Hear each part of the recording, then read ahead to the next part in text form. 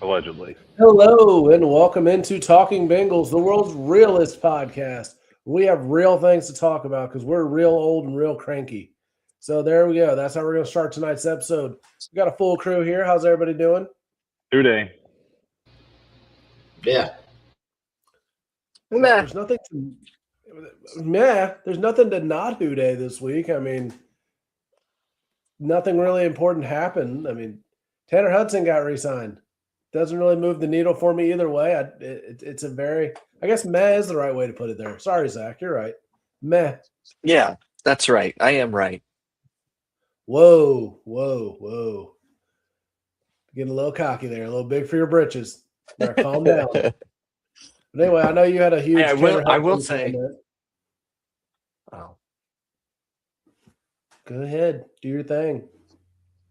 I was just gonna say Mike Tomlin got fired, so there's that. Yeah. Do it. Did you all not cover that last week, Mike Tomlin and coming to Cincinnati? I feel like you guys covered that last week. Was that last week? I don't remember. Yeah, we covered that last week. We Listen, definitely covered Linda, that last week. it's been a day, okay? It's been a week. So Zach needs to talk more about the Golden Girls like he did last week, which is awesome. I'm a Golden Girls fan too, so I agree. All right. Golden Girls. Stacy is Nancy, okay? Josh is Linda. Okay, so we gotta get this straight. Okay, Karen? Oh gosh. Ooh, I'm Karen. Well, you're the only one skinny enough. Are you Patrice then? Yes. 100%. We didn't even get on the rails tonight. I'm proud of us. Good job, boys. Hey, let's talk. I kind of want to talk about the Tanner Hudson signing because I do think that it's fairly significant on the lower end of significance, and here's why. Okay, here's why. All right, it's significantly insignificant, and here's why. Right, get the easy signs out of the way that aren't going to cost you very much money.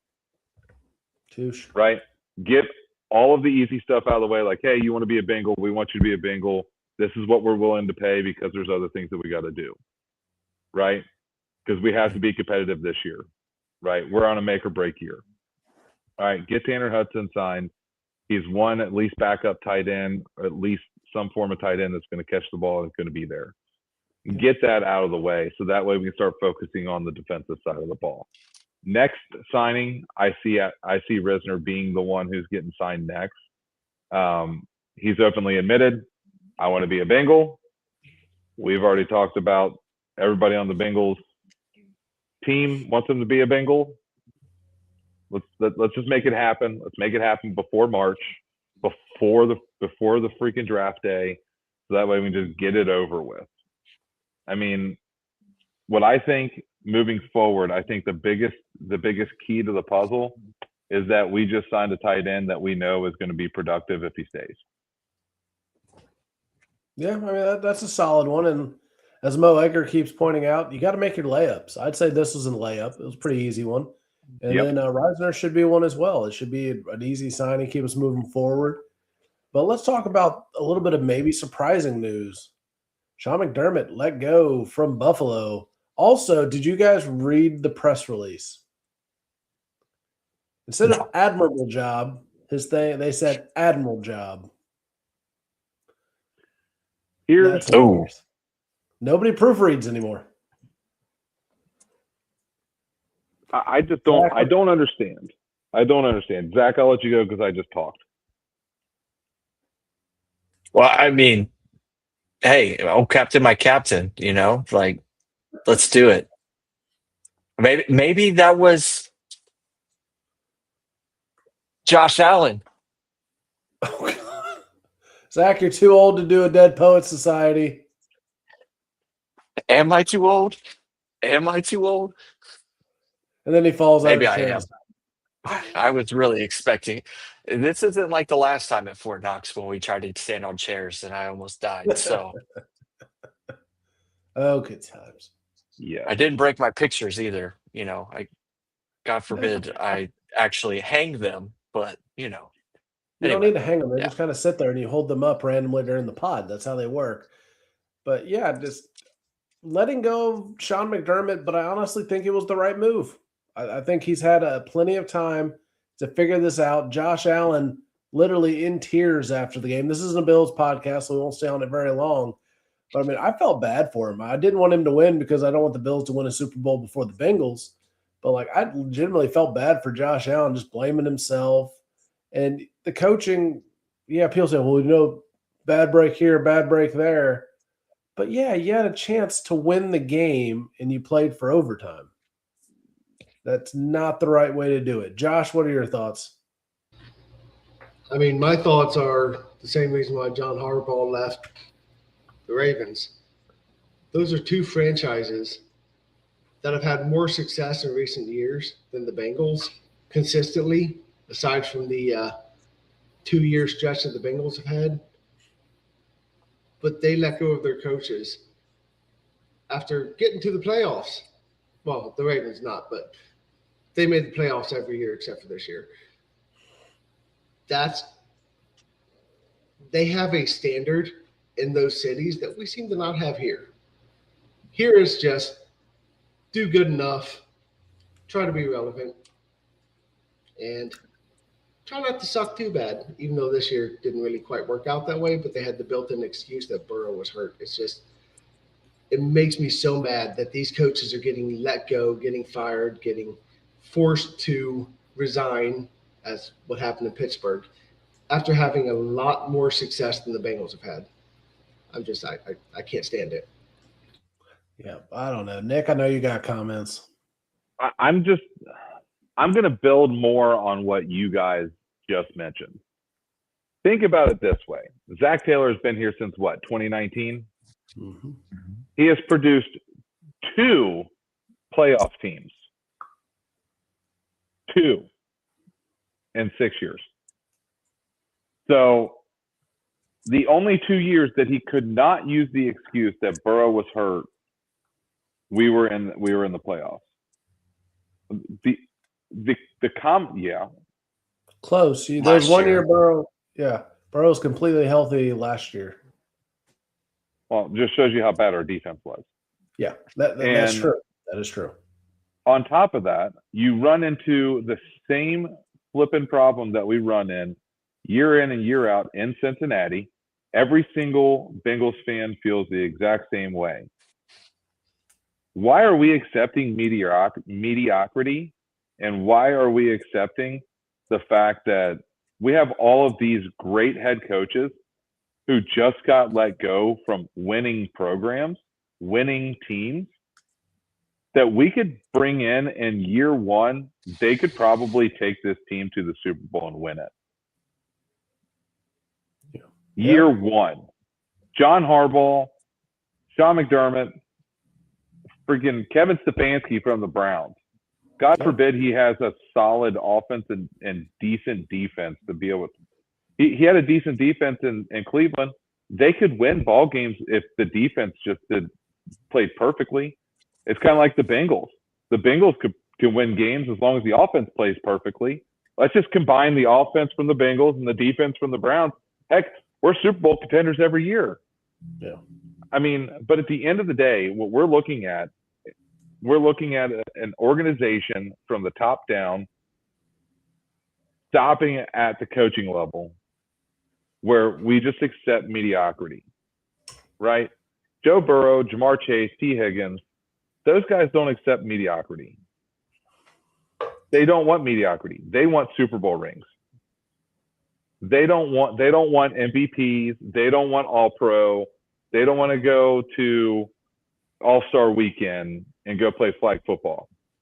They want to play for the Super Bowl. They want to play for the Lombardi Trophy. How do we do that? How does the Bengals organization do that? And at the end of the day, it falls directly on Mike Brown, the Blackburns, and the coaching staff.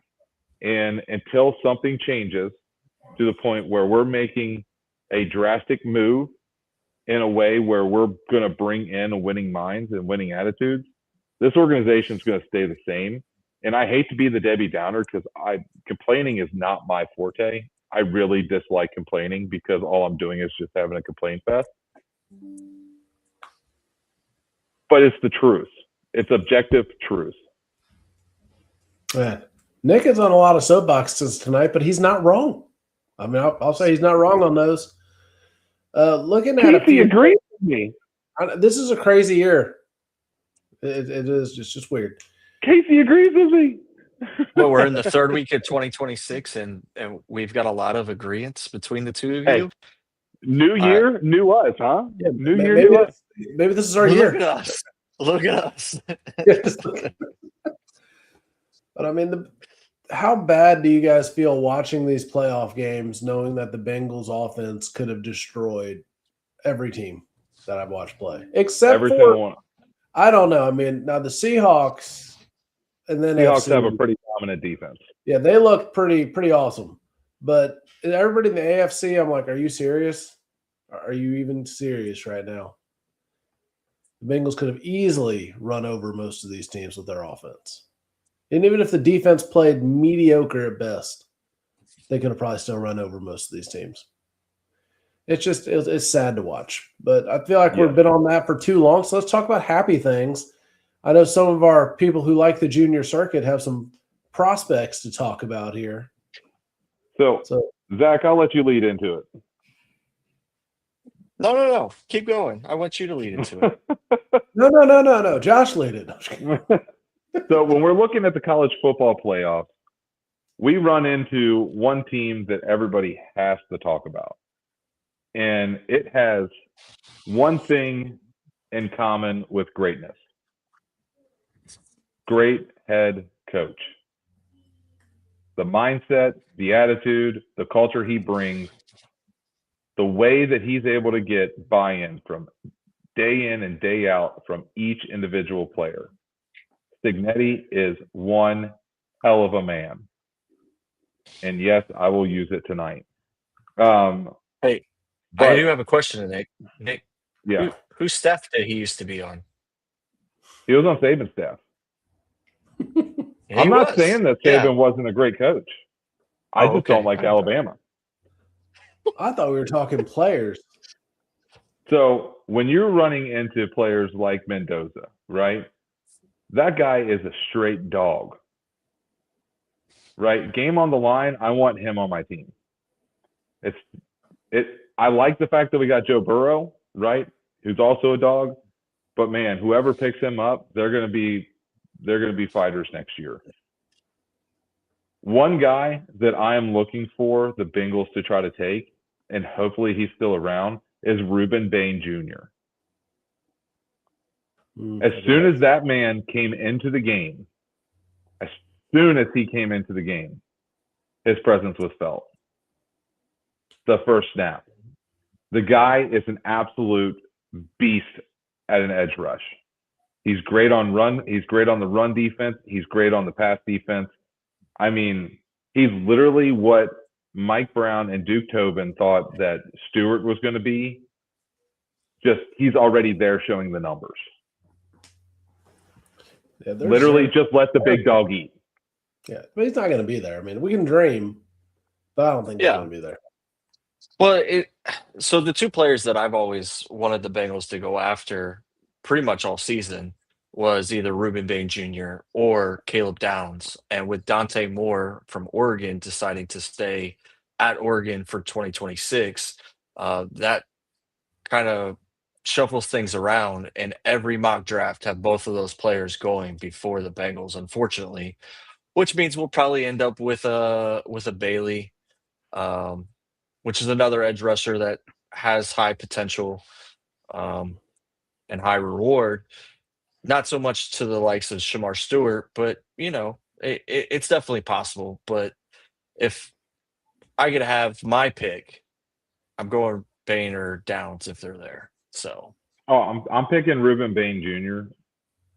all day, every day over the Notre Dame guy, simply because that's where we need it the most. Notre Dame guy? What Notre Dame guy? Or the Love guy? No, he said Jeremiah Love. Yeah. I said Caleb Downs. I'm not talking about Jeremiah Love. Whatever. Granted, I would love Jeremiah Love, but I think RB1's already filled. So yeah, I mean, at the end of the day, I think Ruben Bain Jr. is the biggest need that we need to fill on defense. I think that we can still pick up a good second and third round pick in the defense for the secondary to be able to fill spots. If the Bengals scouting team can actually do their job, which unfortunately we are still praying to God for 3 or one. 6 of them. Yeah. Well, so I think they just need to put on their clipboards who plays like Jesse Bates. And just circle that and find somebody that does that. And then, hey, we want this guy because he plays like Jesse Bates, who was really good for the Bengals. Not that we need to relitigate that whole crap show, but I mean, that was the last really good safety they took. Hey, you know what? That safety was there last season, last draft. Yeah. His name is Xavier Watts. And guess where he is? Playing alongside Jesse Bates in Atlanta. Yeah. Stings a little bit. Because we took Josh, Shamar Stewart. Do you have anybody that you want to take? I don't really watch much college. College. I understand.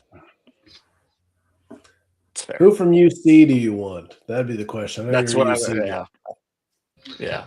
Later on, Don Corleone. Yeah. I like Corleone. He's a good guy.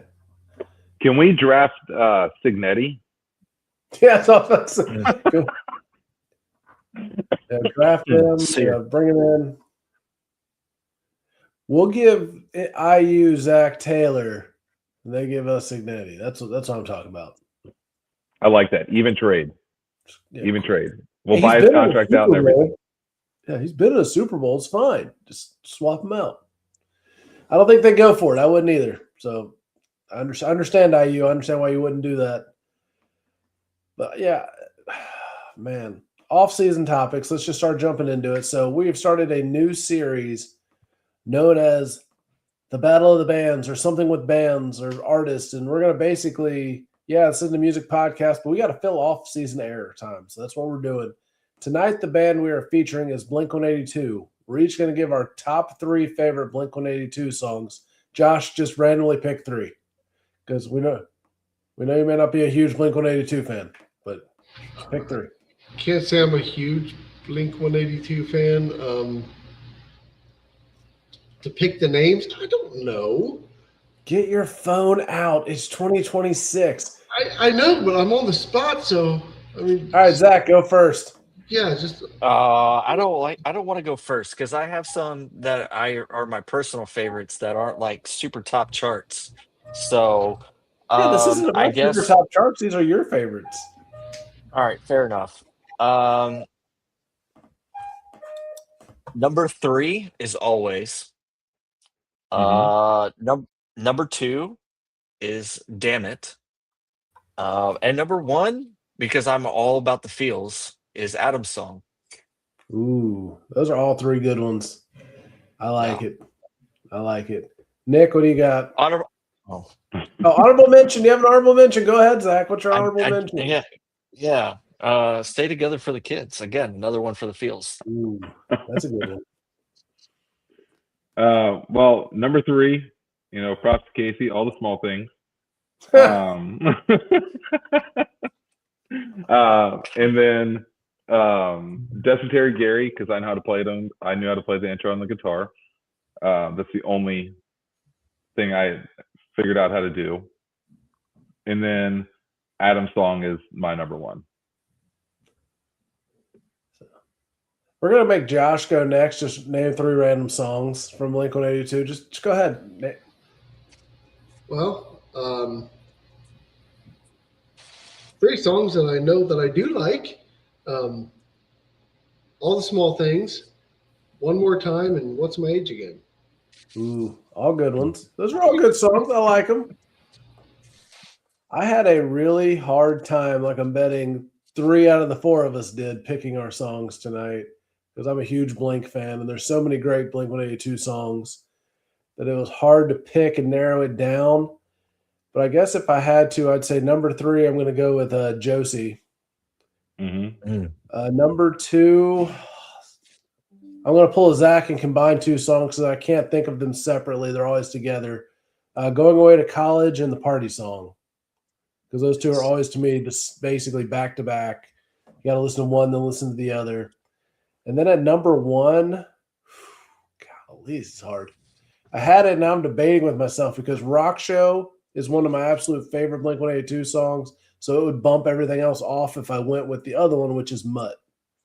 They're very hard to pick between the two of those. So I did 5 songs because you know what? I can do what I want. It's America. I love that we all chose songs pre-Alkaline Trio Blink-182. So there's that. Who? I mean, Who? Alkaline who? We don't talk about that.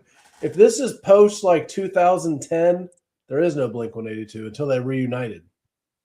well, see, Neighborhoods was pretty good. I like Neighborhoods was a good album. That was the album, Yeah. obviously, when they came back together. But Yeah. after that, it's okay.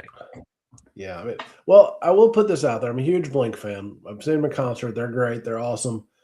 I would say that people in their 50s singing about doing stuff in their mom's garage, like I heard on one of their more recent albums, I'm like, that's a little off-putting, guys. Like your demographic is no longer hanging out in their mom's garage, hopefully. So you may want to advance your songs to a little bit more relevant topics to make a little bit more sense. Yeah, this isn't my mom's garage. So It could be your mom's garage. We don't know.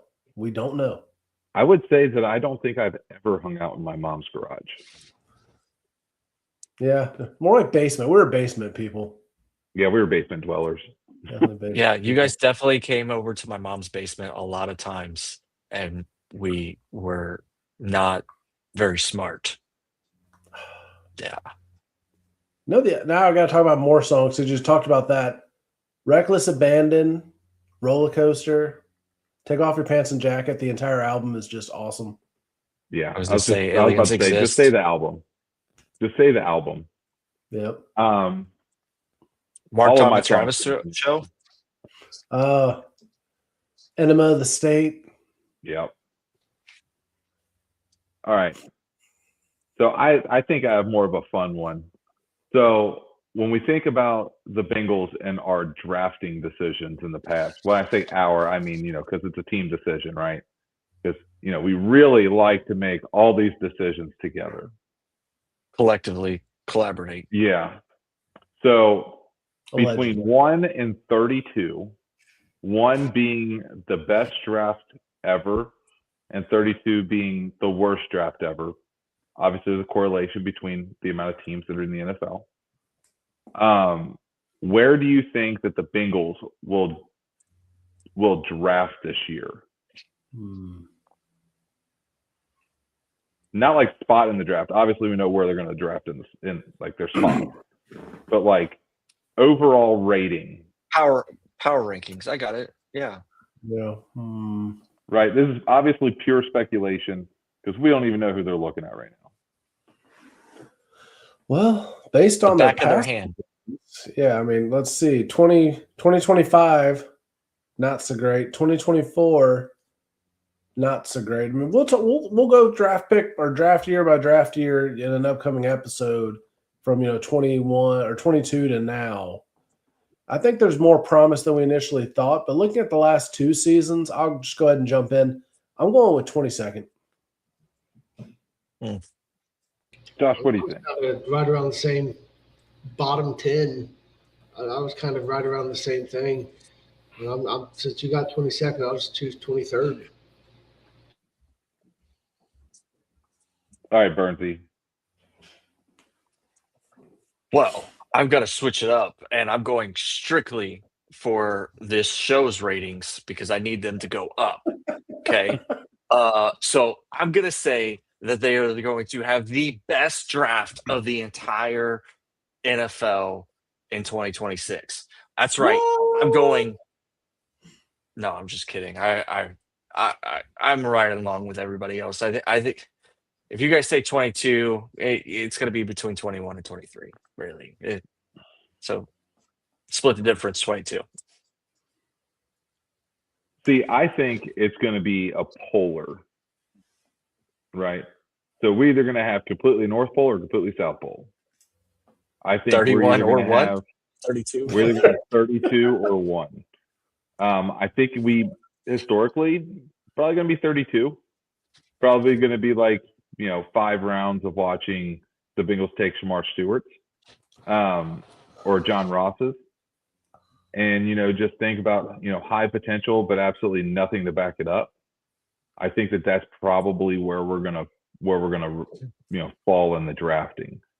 At the end of the day, we could have the best draft class in the league. Because think about it, right? We're right in the middle, right at the beginning of the middle, right? We have an opportunity to take fairly decent defensive players that we need.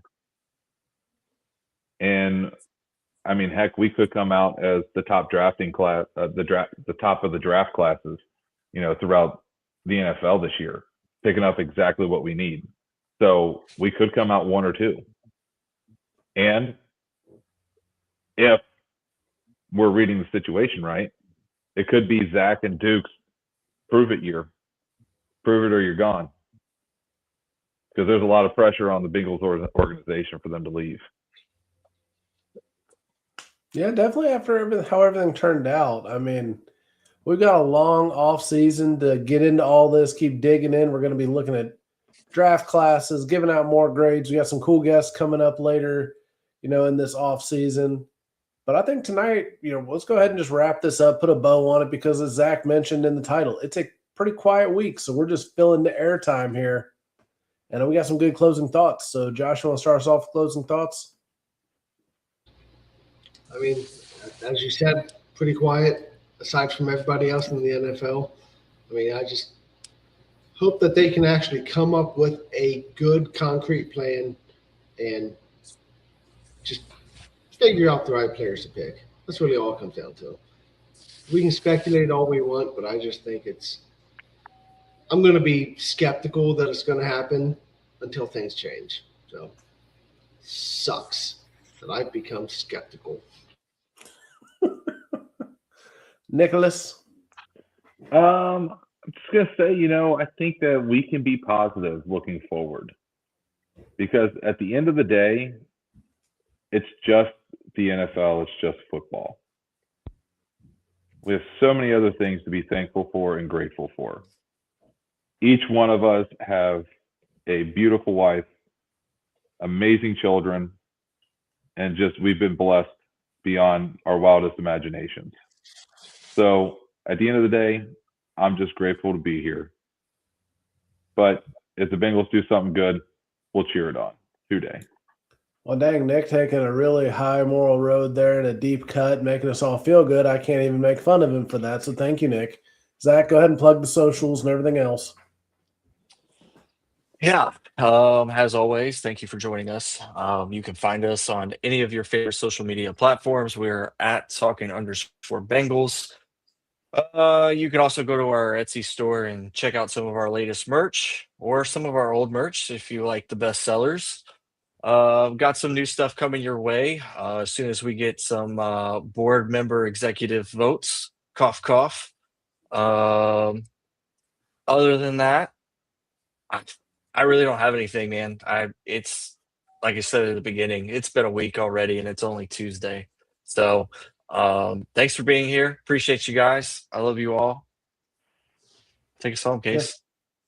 So I will go ahead and just say I'm already excited about next year's Bengal season because I'm not excited about this upcoming Red season. And not so much because the Reds haven't made moves, but because just like I put in the group chat earlier, a couple days ago, I guess, the Dodgers have signed everyone, including Jesus. Jesus has come back to earth, and the Dodgers have signed him to their team. That's basically how it feels right now. Everyone is either a Dodger or a Met, which is not making this upcoming season seem all that fun for baseball fans. So, hey, football's coming up right around the corner. Let's just keep thinking that way. It's right there. Positives. Hey, not even 6 One months alibi. to go. One What? alibi. I have an alibi because you brought it up. Did you guys see the clip of Phil Castellini at the Xavier basketball game on Friday? Yeah. Literally booed out of the entire arena. It was glorious. Sorry, Nick. That's hilarious. Uh, Yeah, I good mean, time. but Ending on good stuff. we got like less than 6 months before spring or before Training camp. training camp. There you go. Sorry, brain fart. Hey, so Say keep pitchers hunting the good catchers stuff. report in 3 weeks. But that's World Baseball Classic. More things to be positive about. Go Team USA, because that's our best chance to be happy about a team we support this season as far as baseball goes. Anyways, that's going to wrap us up. Have a wonderful week, everybody. We'll see you next week. Hooday. Hooday. Hooday. Hey. End the stream. End it. End End it now. Do it now. Oh, I'm Do glad it. this is Do still it. recording. Do it. Do it.